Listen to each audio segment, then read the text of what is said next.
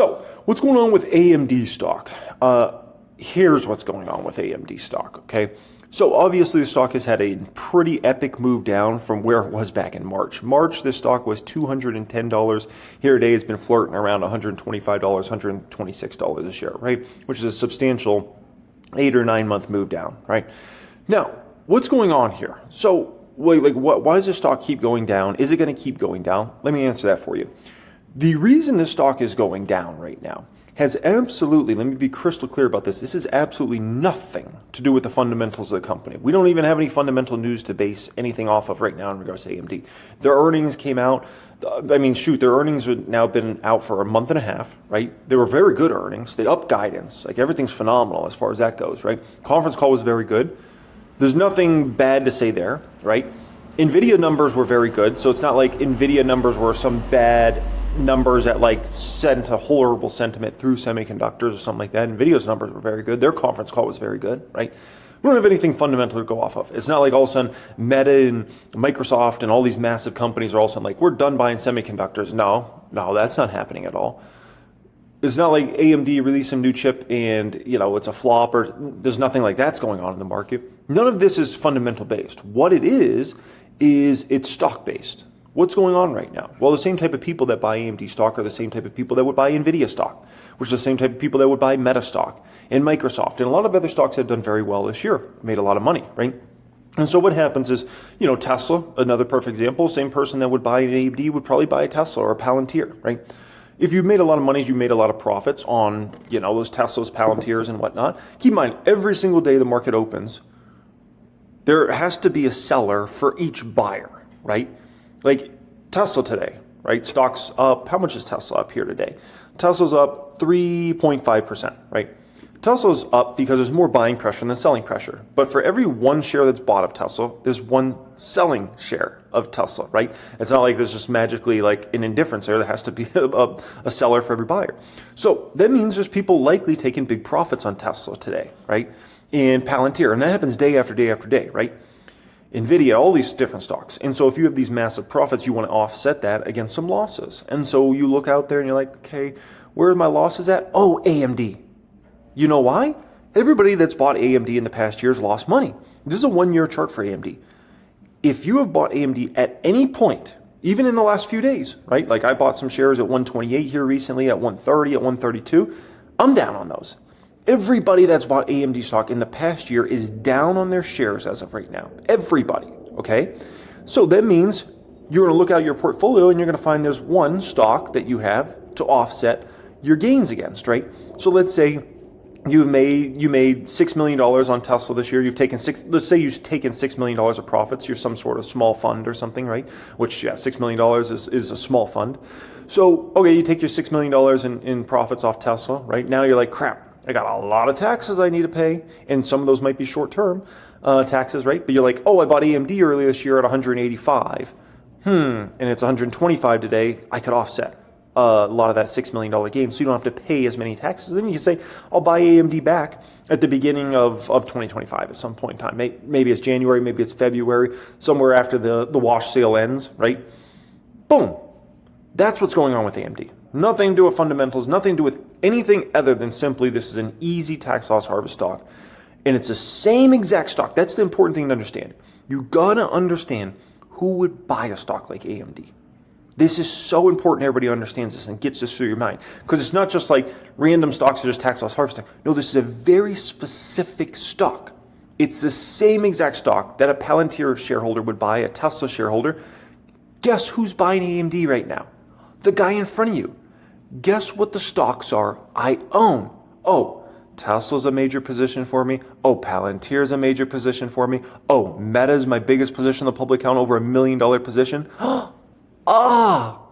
It's the same buyer pool, right? And it's the one that sucks. It's the one that everybody's down on. Easy tax loss harvest. And so, how much longer does this last? My guess is 1 to 3 weeks. Why is that?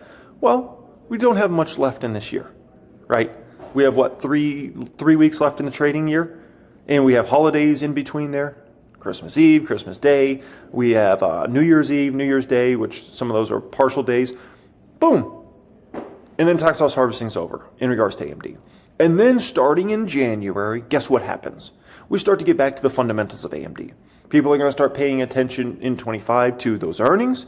They're going to start paying attention to new chips that are coming out, right? And other new products and services. How's the ZT systems acquisition go?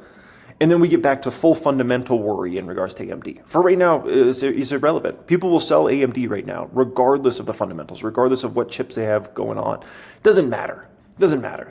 They're just like, if you want to offset your gains, boom, AMD's right there. And what is the belief that AMD is going to magically go up in the next 1 to 3 weeks? Like, is there something magical? No, AMD's earnings aren't coming anytime soon. It's very doubtful AMD launches some new chip out of just nowhere in the next few weeks.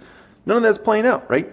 So the earliest you're going to get any sort of news cycle in regards to AMD would maybe be CES, right? The Consumer Electronics Show that happens in Vegas each year, which is in January. That's the earliest you could get anything to likely move AMD stock up in a substantial way. So for now, people aren't scared about it moving up. They're just saying, I need to offset these gains somehow. And AMD is an easy stock to do that. And so you got to understand there's different market dynamics that, as a fundamental investor, as a long-term investor, sometimes it can be frustrating folks to deal with this sort of, short-term stuff that goes on with it regards to stocks. But you just got to understand stocks don't always move off of what's going on fundamentally in regards to a company in a short term. Over the next 5 years, AMD will move. If AMD's business model gets substantially better, their revenues and net income skyrocket over the next 3-5 years, AMD stock is going to skyrocket over the next 3 to 5 years. That's going to end up being a $300 stock, $400, $500, $600, $700 stock over the next few years, right? So if their business model falters, and that's going to go that way, right? Hey, it's Jeremy. I hope you really enjoyed that clip here today. What you looking at in front of you right there? That's the 6-figure Hall of Fame. Do you want to see the next one? That's the 7-figure Hall of Fame. Now, that is my private group. Those are members of my private group that have scaled to 6 figures, multi-6 figures, 7 figures, multi-7 figures in their stock market portfolio. They say you are the average of the 5 people you associate with. If you're somebody that is having trouble finding other long-term investors that are focused on building their wealth over the coming years, finding like-minded folks, look no further than my private group. We got a tremendous amount of people. We're consistently talking with each other, learning from each other, researching companies together, sharing news about our different companies, right?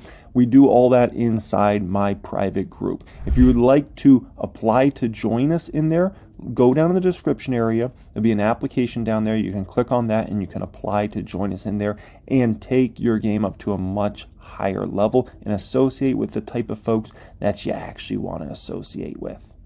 AMD, Advanced Micro Devices, 400 shares I added on December 9th. I was at $132.26. So, big buy for me, $52,000 plus here, right? Now, something I want to explain to everybody, because I don't know if I've ever properly explained this before, and I want to make sure everybody understands this, right? Because you see here it says margin. So I always preach against ever buying stocks on margin, right? So you see that and it's like, wait a minute, how's this work? Like, are you buying on a margin? Not really. So I have all my portfolios set up for margin, but that does not mean I actually actively take out margin. The reason I do my portfolios like this is, let's say I put $20,000 in a portfolio, right? I make a deposit like that. Fidelity of investments will allow me to buy immediately, even though the money hasn't cleared, right? Because the money takes several days to clear from, let's say, whatever bank I send it from, right, over to Fidelity Investments. But if you have, margin on your portfolio through somebody like Fidelity Investments, they will allow you to buy right away. So I don't have to wait that 3-day span for the money to clear. Same thing if I go to sell a stock. The money doesn't technically settle for 3 trading days, right? But if I go sell a stock right now, I can go buy another stock right away if I choose to do so because I have margin enabled. But I never actually am technically on margin, right? And so the way I would kind of put it, so the only way you go negative on margin is if your available to trade goes negative. So if your available to trade goes negative, then you're on margin. Now you're using actual debt money to buy stocks. If you're just kind of waiting for the money to clear, it's not really like that, right? And so the way I'd kind of put it to you guys like this, it's like using a credit card, right? My wife uses credit cards and I use credit cards to buy everything. We never pay interest. Well, how do we never pay interest on a credit card? Because we always pay it off right away. Same exact thing in a margin account in a portfolio. as long as the money clears right when it's supposed to clear, you never have to pay the margin, right? So if you look at my margin interest accrued, $0, right? And it's like that every single month because I never take it over, right? So I technically could utilize $1.7 million in extra margin buying power, but that's a bad idea. That's a very, very bad idea. So this is why I enable margin. Now, some people, it might not make sense if you're the type of person that you have no self-control. If you have no self-control and you're going to be too tempted to use the amount there, don't set up a margin account, even if you're worried about the money clearing, essentially, because you might be too tempted. For me, I see $1.7 million sitting there and I don't care at all. It means nothing to me. I have no, because I've been hurt by margin before. In the past 16 years, I utilized margin twice and it hurt me both times really bad. And both times I walked away from that saying never again. And so there will be no third situation in regards to that, right? So I just wanted to explain that to everybody so you can understand. It's basically like using a credit card. It's just as long as the money clears, you don't ever have to worry about paying interest off, okay? So very important kind of lesson there. Now, in regards to AMD, here's the deal, okay? We're getting major tax loss harvesting on this stock. That's happened really over the past couple months here. Now, this does not come as a surprise to me, right? And you might look at a stock like AMD, and you might say, why would there be tax loss harvest on a stock? It's not like it's really a down position. The stock's roughly flat so far this year, right? Whereas usually when you think about tax loss harvesting on a stock, usually think about stocks that are down 20, 30, 40% for the year, 50%, those ones facing tax loss harvesting. AMD is a sneaky tax loss harvest stock. Here's why. This is a situation where this stock ran to $160, $180, and well over $200 earlier this year, right?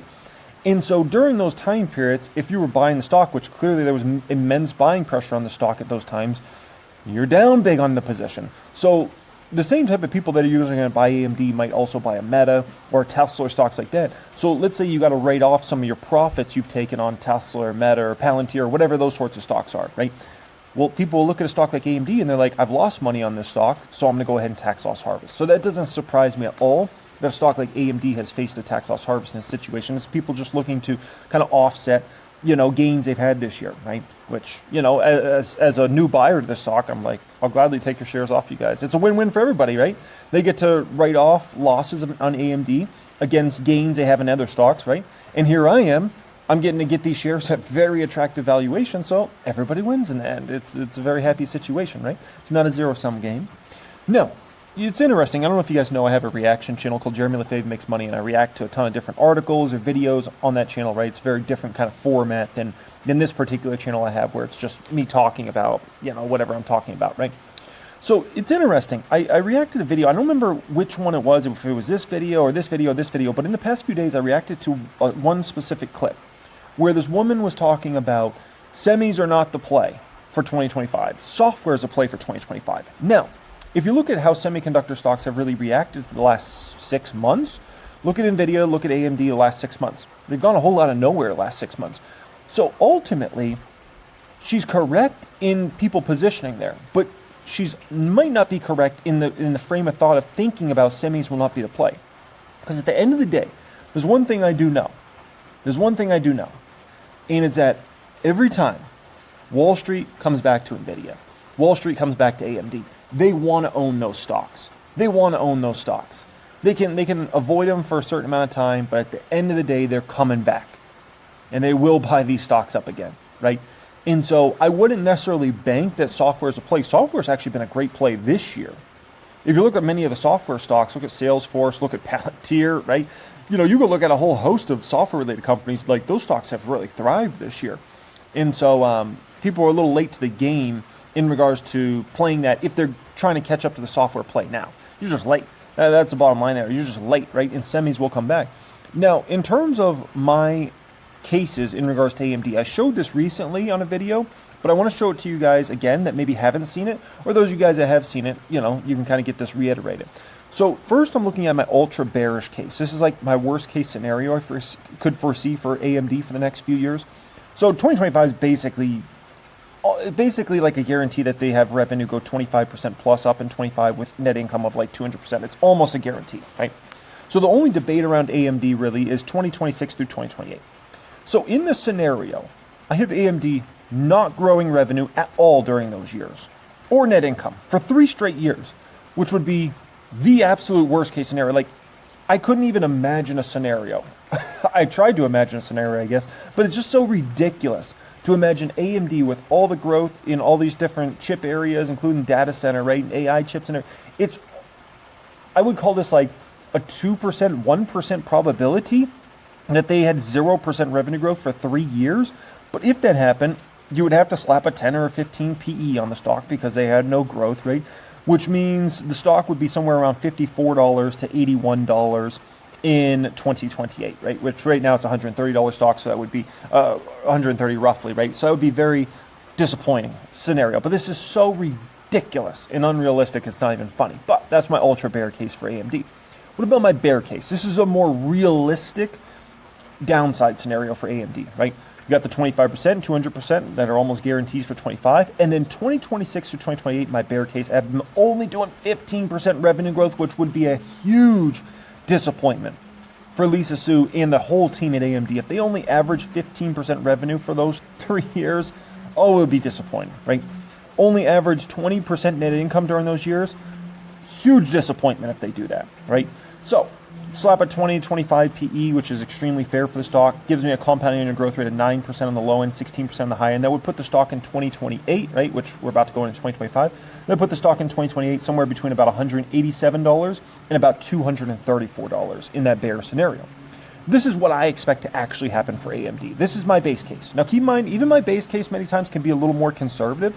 I'd rather be a little more conservative on my base case than a little more aggressive, right? This is my base case. I'm expecting revenue to average at 25% per year for the next 4 years. 2025, 2026, 2027, and 2028 all be 25% revenue growth. Now, 2026 to 2028, I believe their net income is going to grow at a much faster clip than revenue. So I've been doing 35% net income growth per year. Gets them to net income margins of 34% come 2028, which I think is in the realm of possibility for AMD. You could easily put a 30 to 40 PE on the stock at those sorts of growth rates, which would then put the stock somewhere around $400 to $500 to low $500 range in 2028, and right now I'm paying $130. So this is what I expect to happen for AMD. This is why it's such a great opportunity here, because my scenario has a stock over the next few years going to $400 to $500. And I don't think this is like, whoa, that's like going to be impossible for AMD. Like, I think they can pull that off, right? Now, here's my bull case for AMD. This is where things go really, really well, right? 2025, if things are looking really good for the business, they should be able to do about 35% revenue growth. And then I have them doing 35% on average, 2026 to 2028, right? Net income growth of 50% on the bottom line puts them at net income margins of 35% come 2028. 35 to 45 PE is easy. If they're growing top line 35% and bottom line 50%, like 35 to 45 is cake in regards to PE ratio. That puts the stock somewhere around $639 on the low end to $822 on the high end, right? Compound annual growth rate of 49% and 58% on the high end there. That's pretty darn bullish, right? So this isn't crazy. Like, this is something that Lisa Su and the team could pull off, right? It is a bullish scenario, but it's not like this is like some pie in the sky. I would put this probability at, I'd put it around a 10% chance, right? Like my bull case and my bear case, I usually put those at about 10% each, right? The ultra bear case and the ultra bull case are kind of more in the 1% to 2% range. And then the base case is like that heavy, like 70% plus probability is, roughly what I expect there. Now my ultra bullish case for AMD here is they grow revenue 50% per year, 2025 through 2028, right? And then they do 75% net income growth, 2026 through 2028 per year. Puts them in net income margins of 36% in 2028. 55 to 75 PE, if they have those sorts of growth rates, that's easy. That puts the stock between $1,595 and $2,175. Low probability this plays out, right? Low probability. I'd call it a 1% to 2% chance, same as my ultra bear case, but it is pretty exciting to see what is really possible if they really put up some crazy numbers. So, moral of the story is here in regards to AMD, you can see why I'm buying the stock. Hey, it's Jeremy. I hope you really enjoyed that clip here today. What you looking at in front of you right there? That's the 6-figure Hall of Fame. Do you want to see the next one? That's the 7 eight-figure Hall of Fame. Now, that is my private group. Those are members of my private group that have scaled to 6 figures, multi-6 figures, 7 figures, multi-7 figures in their stock market portfolio. They say you are the average of the 5 people you associate with. If you're somebody that is having trouble finding other long-term investors that are focused on building their wealth over the coming years, finding like-minded folks, look no further than my private group. We got a tremendous amount of people. We're consistently talking with each other, learning from each other, researching companies together, sharing news about our different companies, right? We do all that inside my private group. If you would like to apply to join us in there, go down in the description area. There'll be an application down there. You can click on that and you can apply to join us in there and take your game up to a much higher level and associate with the type of folks that you actually want to associate with. But let's react to this. 10% from a closing high in early November. Joining us now is John Vinn, KeyBank equity research analyst. I like the way you approach this, John. It almost reminds me of a Ben Franklin close. You've got everything I could possibly use here. You got a bull case. You give me what your bullish fiscal year 26 earnings per share estimate is and what a premium multiple would look like. And then you give me the reasons why. And you've also got a bear case with a lower multiple and a much lower earnings per share estimate. So nobody really knows. And you've given me a lot of reasons for both. What you finally come to, though, is that you're overweight the stock with a price target of 180. Let's go over some of the bull and bear case. The latest earnings was pretty solid, and so was the outlook. Yeah, that's correct.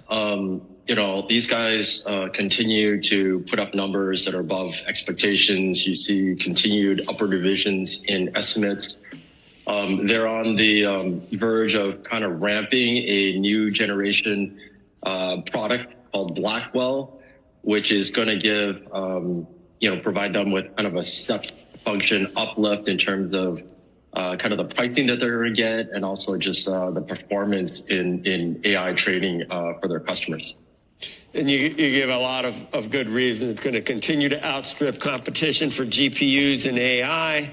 If the company were able to earn $5.30, your high-end estimate, and you put 38 times that, you could get to $200, although you've got a 180 price target. Let's talk about the bear case, because no one ever really, we don't hear that much. But if it instead of $5.30, you think the downside possible earnings per share miss would be $3.50, and if so. If you're wondering, is Nvidia a buy here? I mean, you could make a pretty strong argument that Nvidia is a buy, especially now trading, today it was trading 120s. I mean, you could actually make an argument that it's a buy. I thought Nvidia would exit this year somewhere between 150 low end, probably more toward 200. The fact that it's down here, given the multiple on the stock, what needs to happen in order for Nvidia not to be a moneymaker over the next few years is Nvidia's revenue growth has to completely come to a standstill, right? Like completely to a standstill, where all of a sudden their revenue just flatlines completely. Like if their revenue completely flatlines in 26, 27, then Nvidia stock's not going to be a moneymaker, over the next couple of years. But if Nvidia just continues to grow revenue, even if it's at a slower clip, given the price it's at right now, it could actually be a moneymaker over the next few years. Now, is it going to be the moneymaker it was in the past? No, absolutely not. This is not like some crazy 10x opportunity from here. This is more like if you're thinking about 50% appreciation maybe over the next few years, that's a potential for Nvidia here. But yeah, I mean, it's been fascinating to watch a lot of people actually really pile out of the stock. I was a little early on kind of in my move out of the stock, and I wasn't expecting this many people to be moving out additionally, right? 29 times on that, you're all the way down to 100. So you can get to a range of 100 to 200 on what's fair value. What goes into the bear case? Yeah, there's a couple things that's driving the bear case and probably a little bit what's driving kind of the more recent pullback that you see in the stock is two things, right? These guys are dominant in terms of their market share in the market. They probably have kind of 85, 90% share. So if you are a customer of NVIDIA, you've got two alternatives right now, right? You can buy another merchant solution from, probably the second biggest merchant provider of AI silicon is probably going to be AMD, or you can kind of build your own, like Google has with its TPU. So, I think what's driving some of the recent concerns is Broadcom reported last week. They've got 3 major customers right now that they're working with to build AI chips, right? It's Google, it's ByteDance in China, and it's Meta. And they put out a SAM forecast of 60 to 90 billion in fiscal 27, which would imply that their AI revenues are going to quadruple in 3 years. So if you kind of do the math, that would imply that is potential share loss at the expense of Nvidia, right? So that would be some of the concerns that's driving kind of the near-term pullback in Nvidia that we're seeing right now.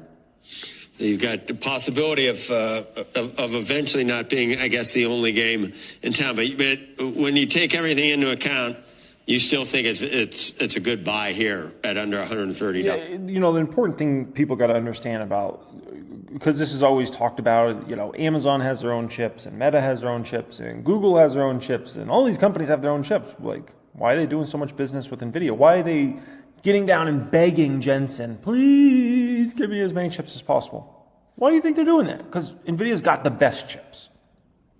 Nvidia has the best tech platform. So these other companies, which many of them I own, including Amazon's a major investment of mine, and obviously Meta's my biggest investment in the public account, over $1 million position, right? I would love it if those companies could just do exactly what Nvidia does, but it's not realistic. They can't. So therefore, Nvidia's always got the best chips in the market in this space, and so you kind of always need Nvidia, right? That's just the way it is. And so Nvidia can continue to grow while these other players continue to make their own chips, right? And use companies like Broadcom and others and ARM, right, to make their own chips. But, there's a false assumption like it's a zero-sum game. One loses, one wins, and that's it. No. Yes, absolutely. I would say, a couple things, right? One, we're far from being a zero-sum game right now, right? The AI market is growing well north of 100%. It's probably going to grow, 60, 70% in 26. So you've got massive growth in the overall TAM. You've got multiple winners here, including Nvidia, Marvell, and Broadcom are all going to benefit.